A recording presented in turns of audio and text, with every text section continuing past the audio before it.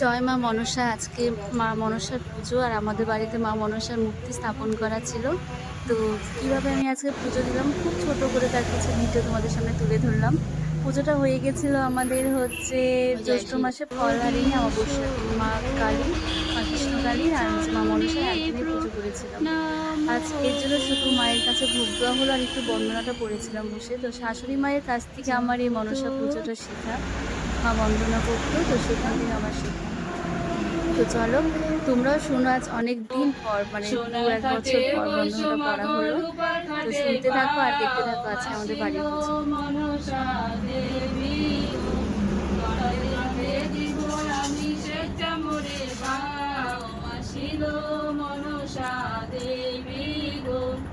যতক্ষণ জুড়িয়া মাগো তোমার গীত গাই, আসিল মনসা দেবী গো। স্থানে যাও যদি শিবের দোহাই, আসিল মনসা দেবী গো। বালক দেখিয়া যেন সুখী পিতা মাতা, আসিল মনসা দেবী গো।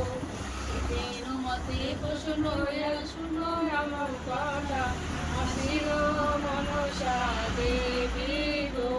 বন্দন দেব মহেশ্বর, আসিল মনসা দেবী গো। আস্তিক নামে মুনি বন্দন পদ্মার তনয়, বন্দন বিষ্ণুর চরণ, আসিল মনসা দেবী গো। একটা সময় যখন আমার বিয়ের পরপর সময়টা ছিল, তখন পাড়ার অনেকে আসতো, প্রচুর ভিড় হতো। শাশুড়ি মা প্রত্যেক দিন পদ্মা পুরাণ পড়তেন আর মাসের শেষে বড় করে মনসা পূজা হতো।